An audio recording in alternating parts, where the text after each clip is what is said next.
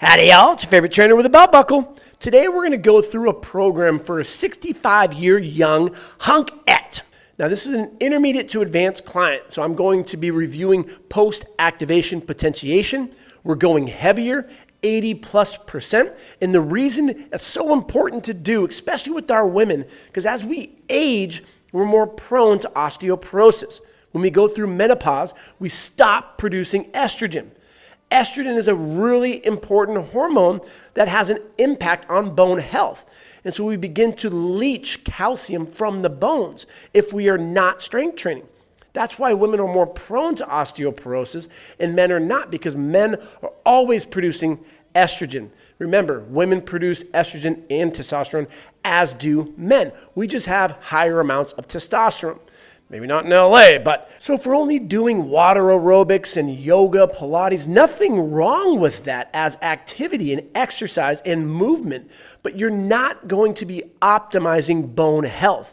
You need about 80% minimum to strengthen the bones. We got some cool cells called osteoclasts that break down bone. Think of a class like a claw. Osteoblasts build up. These are specialized bone cells. Remember, osteon is the basic unit of bone. For muscle, it's the sarcomere. The nervous system is the neuron. All things that we review within our certifications, the CPT, soft tissue mobilization certification, and nutrition certification. You get 2 months free for the online access to instructors to help you build your confidence, better understand programming, nutrition, pain management when you show up. And so one of the biggest problems we have, and what I see on the landscape with personal trainers, is not understanding programming. When you understand, you have the fundamentals for the main principles, anatomy, the SAID principle, specific adaptation to imposed demand, general adaptation syndrome, how the body responds to stress, the size principle. That's a really important one for neuromuscular communication, motor unit. What is happening on a physiological level? That's the fundamentals of our profession. So many trainers lack the foundation and move right into trying to understand programming, where you're just looking at exercises. What are some exercises I can do for my clients? The foundation of your programming should be based off the fundamental movement patterns. A hinge, a squat, unilateral, transitional, pushing and pulling, pressing, vertical, horizontally. And under the transitional, we have carrying, anti-rotation, throwing, sprinting, jumping.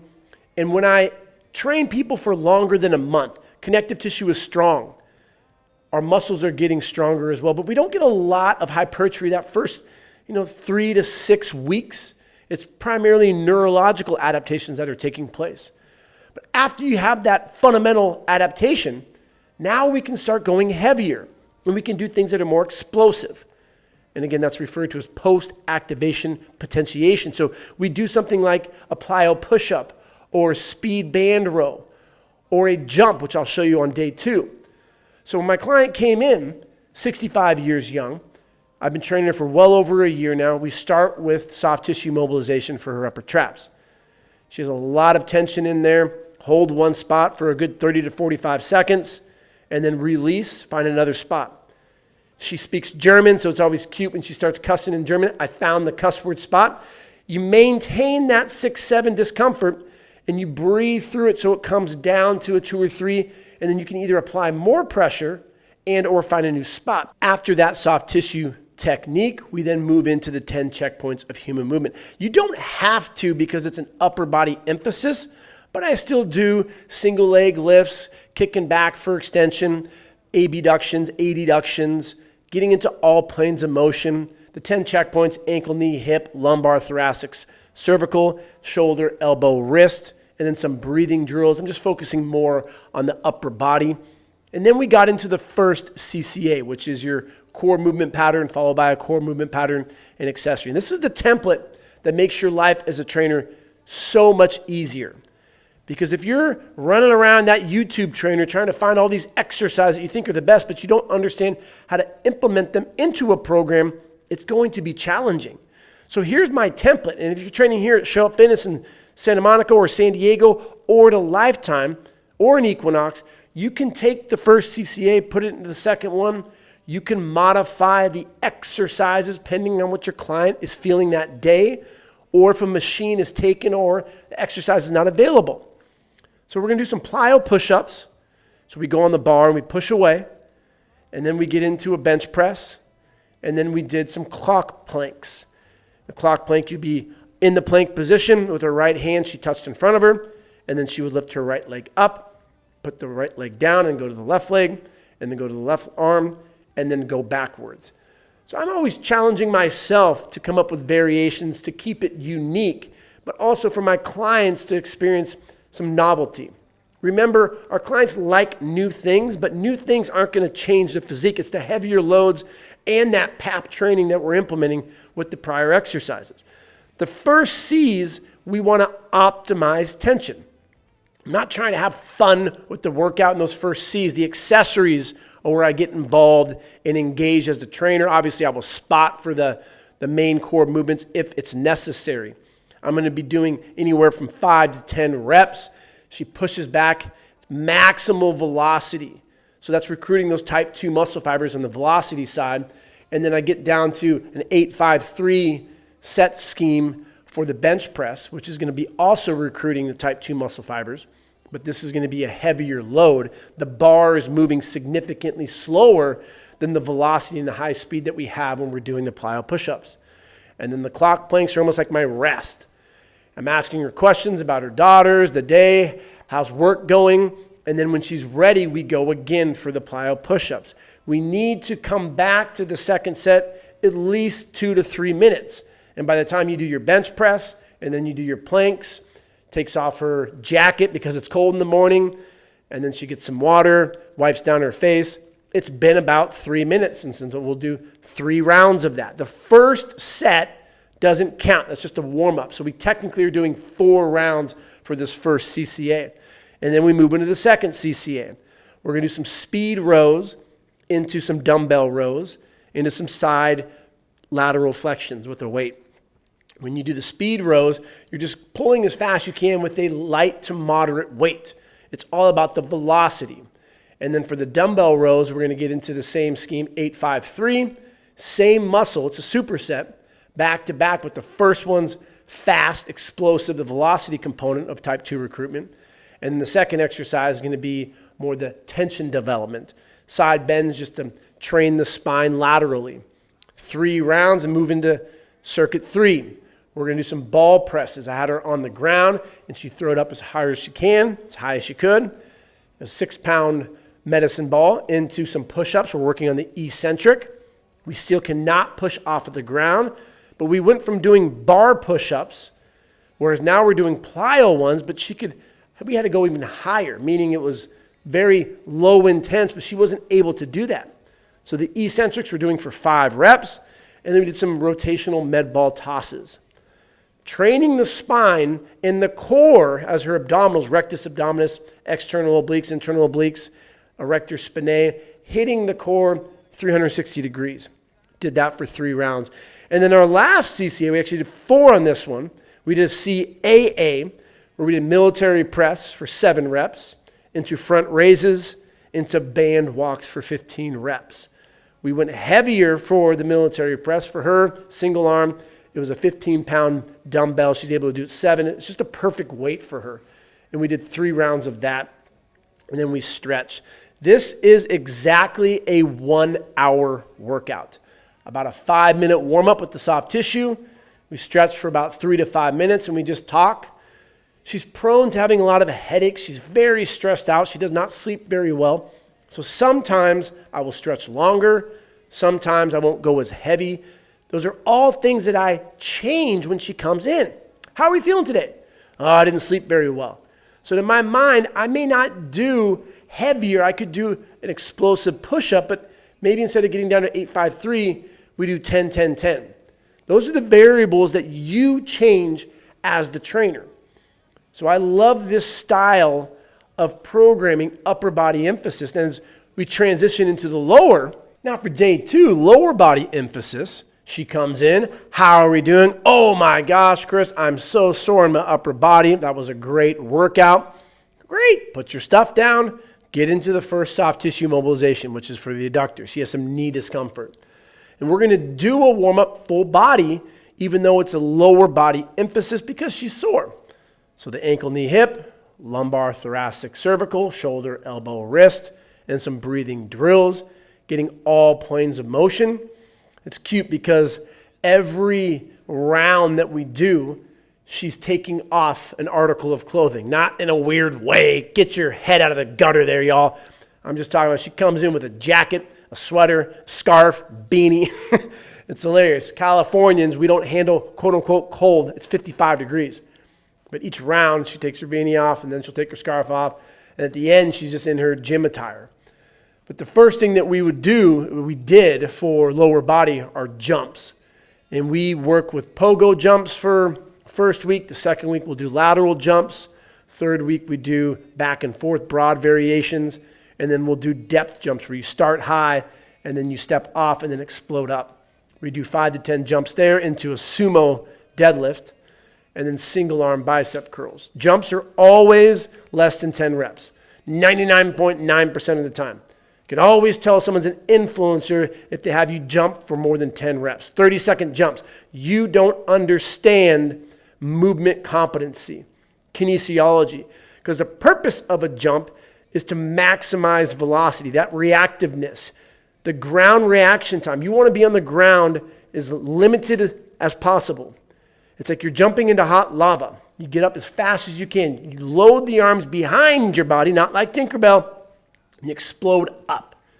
5 to 10 reps. And the reason you can do this fun little experiment on yourself, get some chalk on your hands, go to a wall and jump for 1 minute.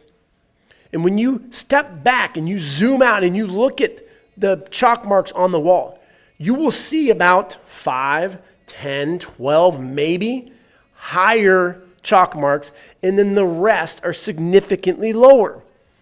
And that's because the higher ones are type 2 recruitment. That's why we jump. We don't jump for cardio.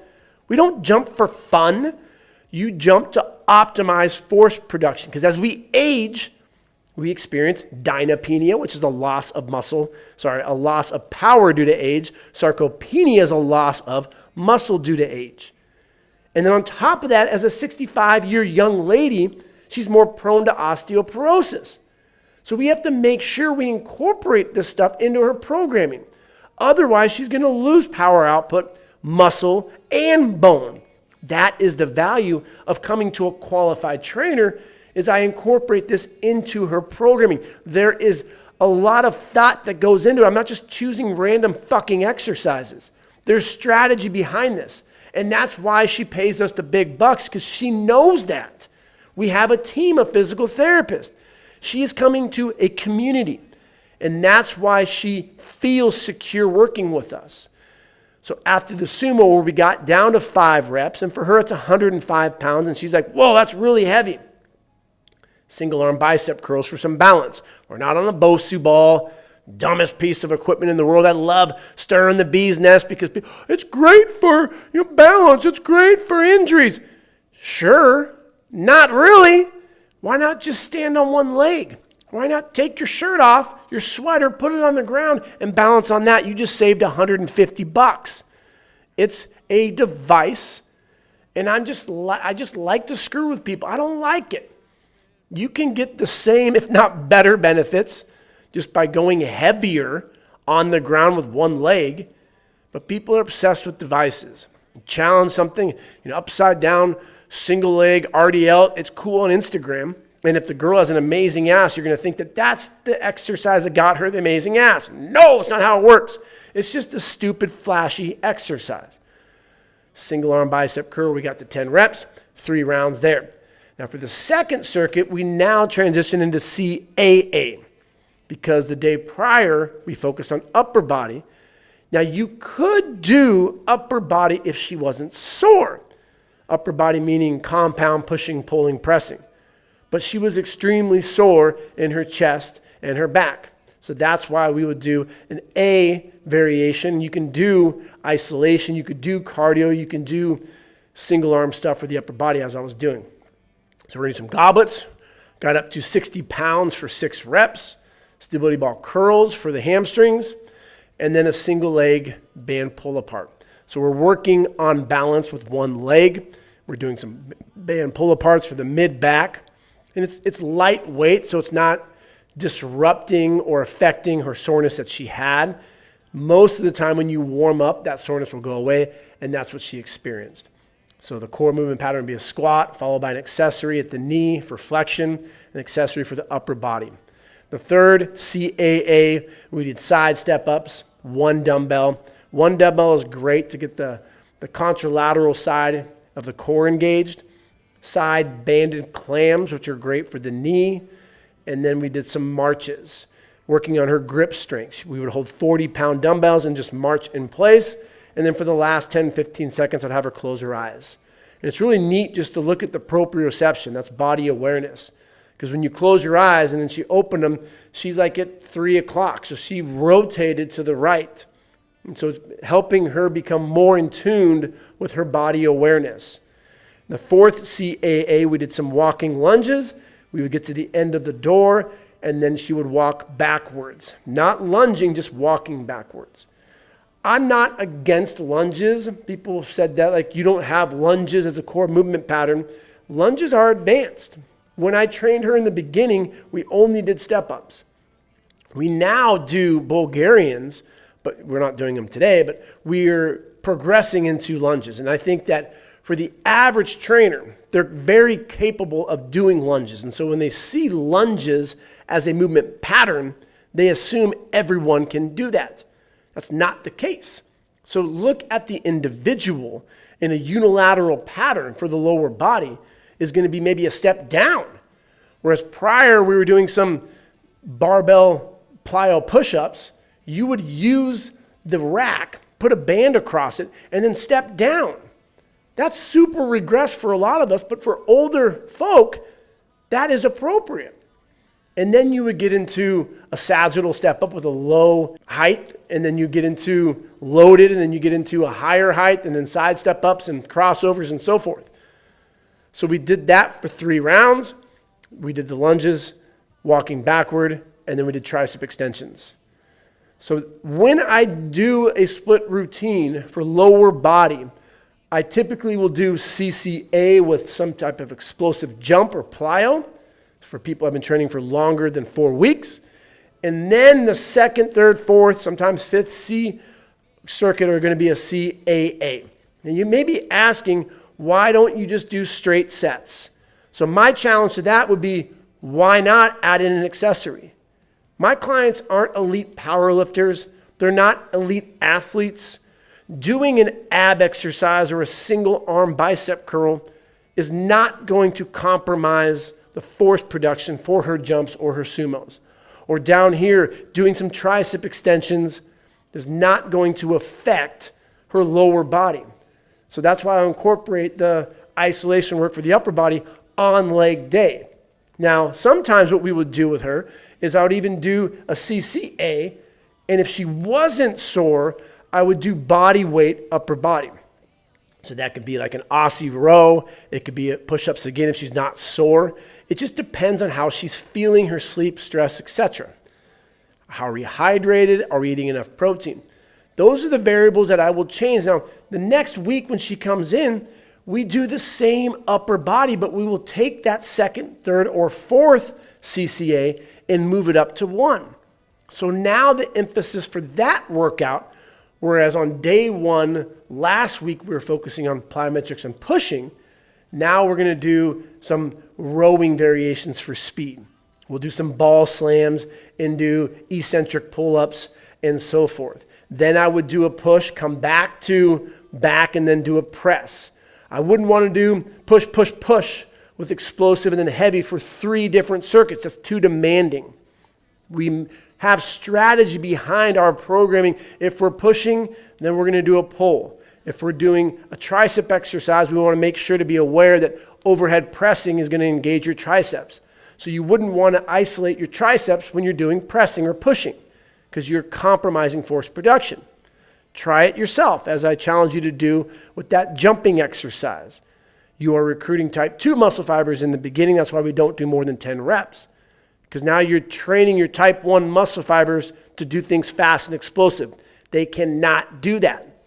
Example I give when we teach our classes, it's like teaching Shaquille O'Neal to become the best point guard ever. No, you would never, ever do that. You focus on his strengths. And so the exercise that you can do is do a bunch of tricep extensions and then see how many push-ups you can do. That's a little test. You're going to see that if you can do 10 push-ups, you rest for a couple minutes, do a set of tricep extensions, and then you go to do push-ups, you're going to get maybe 2 or 3. So why do we compromise that force production? Because it's harder. It's harder to drive drunk. That doesn't mean we should do that. That's stupid. And in the fitness world, we take that annihilation principle as like, that's how you're supposed to train. You need to annihilate yourself. It's harder. Harder doesn't mean better. Take an Olympic runner. It is harder to run a mile with a 45-pound backpack on. Why in the holy fuck would you do that? That is stupid. But it's harder. Well, you're not an Olympic runner anymore because you just got 100th place. So when it comes to the gym, qualified trainers understand anatomy because anatomy is the precursor to understanding movement competency with programming. So programming becomes super, super easy. And that's exactly what we teach you within the SUF-CPT. Now, if you're already certified, you can get into the soft tissue cert and you can still learn programming. And once you pass that cert, which allows for you to implement these techniques on your clients, you can get your nutrition cert, which allows for you to talk about nutrition within the scope and, more importantly, link up with a dietitian. We are all about teams, which build your confidence, which improve your sales, which allows for trainers to turn their passion for fitness into a sustainable career. And unfortunately, people are not doing that.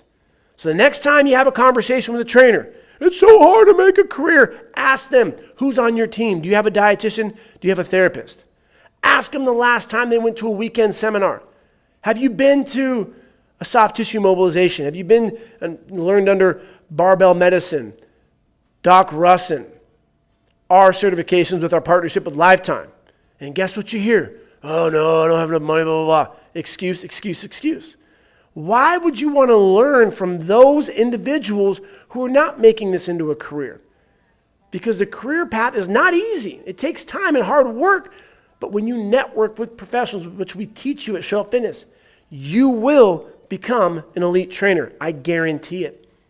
If you want to become an elite trainer, shoot us a message, info@showupfitness.com, DM us. How can we create more content for you to help you level yourself up? Have a great day, y'all, and keep showing up.